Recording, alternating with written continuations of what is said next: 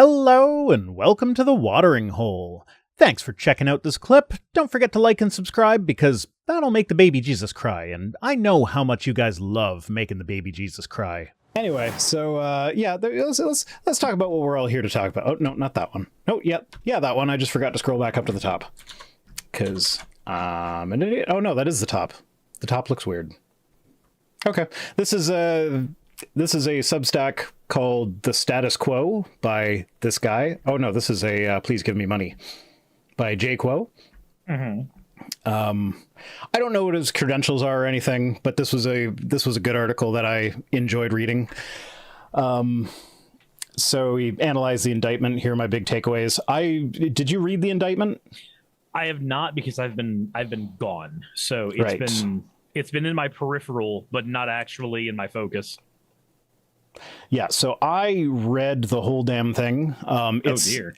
It's a very interesting read. It basically lays out the entire timeline of everything that Trump did to obstruct the election results from being certified from Election Day to January 6th. But wait, that's different than the specific way that apparently the Republican Party is supposed to work. What's amazing about it, though, is that, like, so much of the information that's in the indictment was just stuff that happened right out in public and was public knowledge. Like, as I'm reading it through, I'm like, oh yeah, I remember that. Oh yeah, I remember that.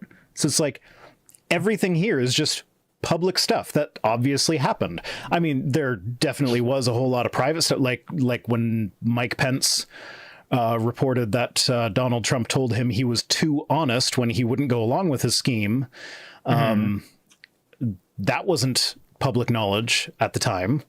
But like, yeah, apparently Mike Pence takes really detailed notes about every conversation he has. So like him being this super strung up asshole type character actually might end up being the smoking gun that gets Trump sent away. I mean, if he takes meticulous notes of all of his conversations, then none of the hush hush conversations actually get to be as hush hush as he wants them to be. Then, yeah, but he's only worried about the conversations that might happen between him and another woman that he might be alone with, aside from Mother. I mean, we're just talking about the Republican Party platform, right? No, we're talking about Mike Pence and his weird "I won't be alone with a woman in a room" thing. Yeah, the Republican Party platform. I'm kidding. No, the Republican Party platform is Rudy Giuliani's "Give me your tits are my property." I thought the Republican Party platform was don't look at my Pornhub search results. Just don't. Just look at what I've written into legislation. I swear X.com is legitimate. It's not porn. Welcome to X.com. I mean, you'll find porn here, but it's not a porn site, we think. Yeah, that's the thing that Twitter still has going for it over Threads, is that there aren't titties on Threads. So you can still look at porn on Twitter, but on Threads it's gone. I mean, there are so many places on the internet you can go for porn, so like, okay, but it's not like that's an important function of Twitter, but like there are a lot of OnlyFans models that like that's how they're like, that's a good chunk of their advertising is on Twitter. So it really sucks for them that Twitter's going to the shitter. I almost said something, and then I'm like, well, hold on a minute. I just remembered a good chunk of my artists are like, but if the porn isn't on Tumblr, then why am I on Tumblr? People are asking why you're not on Twitch. Because he doesn't feel like it. He's being a lazy fuckwad. The short version is came home to house being a wreck and really, really, really do not have the energy to do more than just the stream with Rhino right now. That's the short of it. Yeah. So anyway, I'm not going to read through this whole thing. There's just a few points that I wanted to bring up. So in the indictment itself, there's a long section detailing Trump's and his co-conspirators' efforts knowingly to spread election conspiracies, falsehoods, to organize and execute the fake elector scheme, and ultimately to try and stop or delay the electoral count in Congress. That's the gist of the whole thing. Like, amusingly, it's 45 pages. But like, it's 45 pages of mostly public knowledge that everybody knew. Yeah, but it's like detailing point by point. And well, I think the thing that's new, the main thing that's new about it is there's a lot of detailing about, like, it's not just that this happened in the public record, it's that this happened in the public record, and we also have private records that Trump knew that what he was saying here was wrong. He knew that he was lying. He knew that it was fraudulent. He had the mens rea, to use the legal term. He was a dirty, dirty liar. Yes. Let's see. We got the 6 co-conspirators. We kind of know who 5 out of 6 of them are. There's Rudy Giuliani is number 1. John Eastman's number 2. Sidney Powell, the Kraken, is number 3. Jeffrey Clark, who I don't really remember his name. Is that the guy that Trump tried to replace the attorney general with? And then everybody was like, no, if you do that, we're all quitting. I actually don't recognize that name at all. Which I know is incredibly unhelpful, but... Yeah, the number 5 is Kenneth Cheesebro, and number 6, there are many people that it could be, so we haven't figured that one out yet. So of these people, we know Giuliani is probably flipped, based on some of the testimony that he's given with relation to other things. Mm-hmm. And there may have been a deal involved on that, so like... You'll get off better if you do X type of deal. Yeah, so Giuliani flipped, so he's gone from Giuliani to Giulioffi. You know, if I didn't know you were a dad, I would have asked if you were announcing a pregnancy with that joke. I thought that one was clever, okay? Minimally clever, but still clever. Sure you did. Sure. Donald Botger. I can't say anything. Mine are worse. Donald Botger saying, I want number 6 to be Ginny Thomas. That would be nice, but I highly doubt it. Number 6 turns out it was actually Hillary Clinton the entire time. So her emails. So 5 out of 6 of these people, like the 5 that we know, are all lawyers. And not only are they all lawyers, but they are the specific lawyers that, you remember Trump had 2 legal teams, and one of them was Team Normal, one of them was Team Crazy. And so these 5 lawyers were Team Crazy. Yeah, so they cooked up a scheme to thwart the electoral count and the ones who plotted to assail the voting rights of millions of Americans. They argued for authoritarian measures like seizing voting machines and invoking the Insurrection Act to keep Trump in power. Importantly, 5 out of 6 of them are lawyers, which leads to the next point. What were you going to say? I was going to say it makes sense that they would be lawyers because I'm going to be honest, Trump's a fucking idiot. But he does try to surround himself with people who know what they're doing to an extent. So, I mean, those would be the type of people you would expect to be able to cook up a scheme like this that actually has any leverage. But what we're going to get at a little bit later is that it's only the lawyers and this one other person that are in this indictment. Like, the scale of this thing is such that the co-conspirator list should be much longer. And yet it's just the lawyers. Just the lawyers. So there is probably a reason for that. So primary reason they're getting all the lawyers here is that there is a defense if you are committing acts of criminal acts along with lawyers, is that you can say like, oh, my lawyer advised me to do that. So like I was just following legal counsel. So obviously, like, I'm sorry that I don't know the ins and outs of the law. That's what this expert was supposed to tell me. So it's their fault, not mine. But that defense doesn't count if the lawyers are in on the crime themselves. So the fact that they are in the indictment means that he can't use that defense. So the only way the defense works is if you can reasonably go like, I didn't know that this was an illegal thing. My lawyer told me it was on the up and up. For instance, my partner, when she moved in with me, she was this ended up not being the case, but I'll just like the way it happened originally. Her lawyer told her that you need to give 30 days notice to her ex to let him know that she's moving. So she did. And then his lawyer responded with a letter being like, hey, you didn't give the required 60 days notice. And then it turned out they're like, oh, according to Ontario law, you actually do need to give 60 days notice. So in that case, that could be her being like, if that came in front of the judge, she could just be like, I was following my lawyer's advice. It's not my job to know the law inside and out. I was just doing what my lawyer told me. Sorry about that. Yeah. But in the case of Trump, it seems to be co-conspiracy instead. Yeah. I mean, as it turned out in that case, is that the 60 days notice thing is for if you're moving outside of a reasonable distance, and we're within a reasonable distance. So it turns out she didn't actually need to give any notice. So 30 days was still generous. So whatever. Oh. But that's irrelevant here. But that's an example of when, like, a situation in which you might use this defense. My lawyer told me that was the legal thing to do. My lawyer was wrong. I'm sorry. Sucks to be my lawyer, I guess. Yeah. So about the missing names.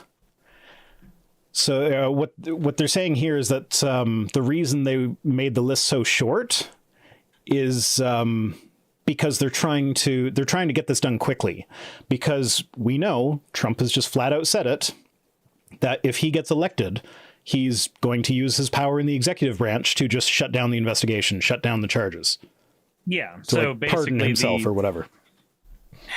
I feel like that should be its own brand of illegal. It should be. But the point of this is that limiting how many co-conspirators they're listing in the indictment means that they don't need to gather evidence on absolutely everybody, so they don't have this overwhelming pile of work. So they're lowering the number of people that are co-conspirators in order to get the head guy. It's the same thing as when you make something a civil suit instead of making it a higher suit, because the threshold that you need to hit, the burden of proof is lower. Yeah. Now that makes sense. Yeah. So Mike Pence, he wrote down a lot of notes of what was said between them. Now, technically speaking, this is if you have written notes, even if you have Mike Pence on the stand and he references his notes, technically speaking, the notes count as hearsay, but they would be admitted as a hearsay exception.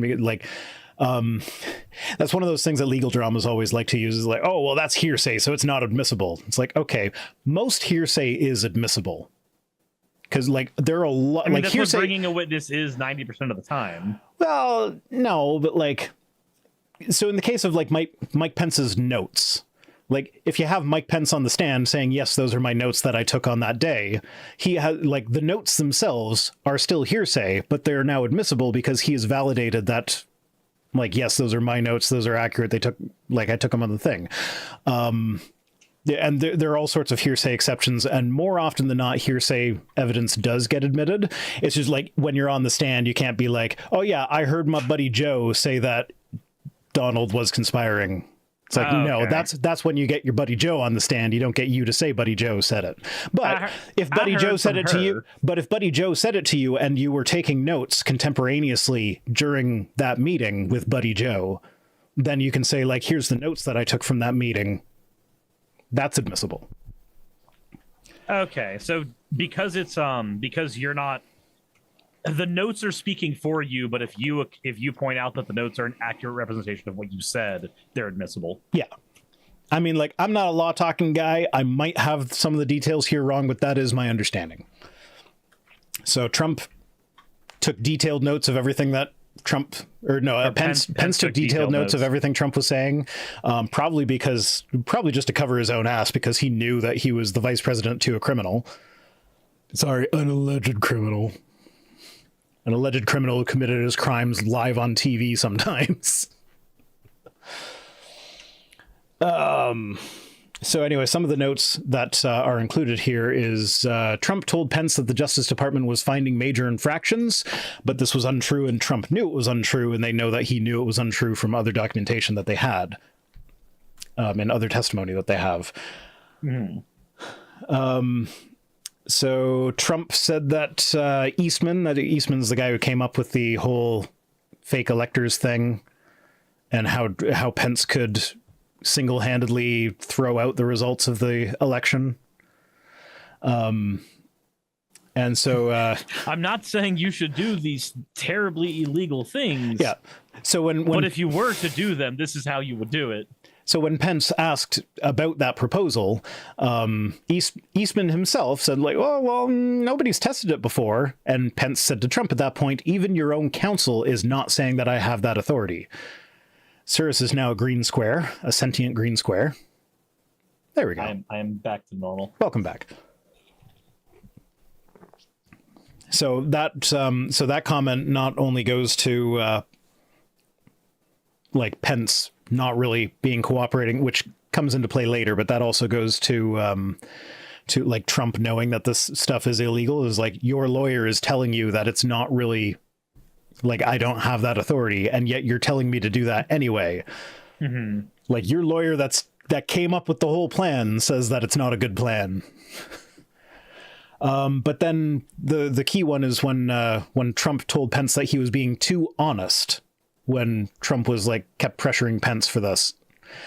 So that right there, that demonstrates the mens rea, which is the legal term for, like, so when you're proving a crime, you have to prove not only that the crime was committed, but for a lot of crimes, you have to prove that the intention to commit a crime was there, that you knew that what you were doing was illegal and decided to do it anyway.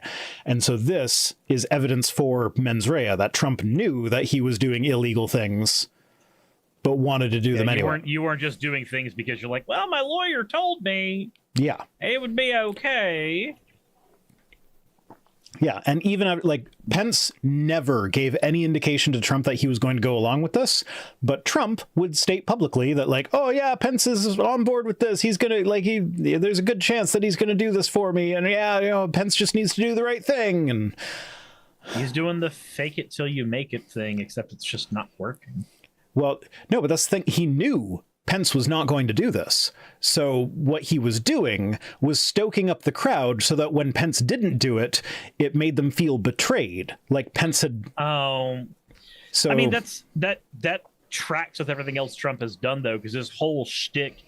the only skill the dude fucking has is playing a crowd.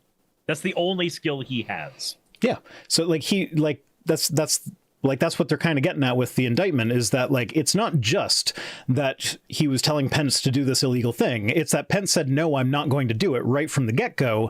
But Trump was still publicly saying, no, he could still do this. And he was telling his supporters that, like, yeah, no, all Vice President Pence has to do is exert this authority that he has. And, you know, he has the ability to do it. So we just have to, you know, believe in him, so that when he didn't do it, they now get angry that they've been betrayed. We thought you were going to be on our side. I didn't say I was going to do that. Oh. And then as soon as he didn't do it, he sent out the tweet that said Mike Pence didn't have the courage to do what should have been done to protect our country and our Constitution, giving states a chance to certify a corrected set of facts, not the fraudulent or inaccurate ones which they were asked to previously certify. And as soon as he sent that tweet out, that's when people started chanting, "Hang Mike Pence." Oh, boy. Yeah. And so just a last little note, the judge that got assigned to this case, because the other one is Judge Cannon, who, like, we know, even if it goes through, even if he gets found guilty in that one somehow, if she allows enough evidence through to allow a guilty verdict to show up, like, even if that all happens, she has sentencing authority. So she's probably going to go easy on him because he's her buddy. And then he's probably still going to turn around and call her an evil snake for sentencing him to anything in the first place. Because Trump will do that no matter who it is. It's like the drunk at the bar. He's always your friend until you stop buying him drinks. Yeah. Trump's always on your side until he thinks you're not going along with his scheme. But the judge assigned to this case, the more important of the cases, if we're being real, is an Obama appointee named Tanya Chutkan. Mm-hmm. I'm not sure how to say her last name. She was confirmed 95-0 by the Senate, so she, like, bipartisan confirmation. But she has experience with January 6 cases, and she is the only judge who has consistently imposed sentences longer than what the prosecutors have been asking for. So she's been really harsh on the January 6 people. And she also was the judge in charge of blocking his petition to, she denied his petition to block the release of records to the January 6th committee. So she allowed the January 6th committee to collect more information than Trump wanted. And in her opinion in that one, she said, presidents are not kings and plaintiff is not president. So she's not friendly to him, to say the least. Oh, boy. I mean, running America like a business does have its downsides. People tend to look at you and go, wait a minute. This isn't supposed to be a strict hierarchy. What the fuck are you doing? Yeah, that's the thing, because in the United States, if you have enough money, you can run your business however you want. And like, yeah, you might have to pay a fine here and there, but you can get away with a lot of shady shit. But this, I feel like this indictment is, and the other two indictments, and there's probably one coming from Georgia soon. I think this is evidence that like even the system isn't completely broken. It might be really, really slow, but it's not completely broken. So this gives me hope. Some people would argue the system being slow is more of a feature and not a bug. Well, I mean, in some cases, yeah, it is. Like, because you don't want, like, in the okay. So in the case of prosecuting a former president, like, that is not, like, on the one hand, that's not a thing you want to be super slow. Well, it's also not something you want to be super fast, because, like, on the one hand, I can see the argument for, like, nobody is above the law, not even the president or former presidents. So, like, yes, I appreciate that he is being indicted. They're not treating him as above the law. But on the other hand, because of his high stature, like, you don't want to make it easy to weaponize the Justice Department against your political enemies. So, like, you can't just indict the last guy because you don't like him, sort of thing. You have to actually go through the motion, collect all the evidence, make sure the evidence is overwhelming. Because you can't do that thing that Trump has tried to say that Biden is going to definitely do against him. Yeah. Which is projection. Yeah, no, like, obviously... I mean, obviously, to our audiences, I would think, is that that's not what's happening. Like, it wasn't the Democrats that decided to indict Trump. It wasn't Biden that decided to indict Trump. It was a grand jury, which is made up of a random selection of Americans, just regular American citizens. So, like, this isn't the weaponization of the Justice Department. And it took so long because they're making sure they have all their ducks in a row. Yep. Which is what you want in a situation like this. Yeah.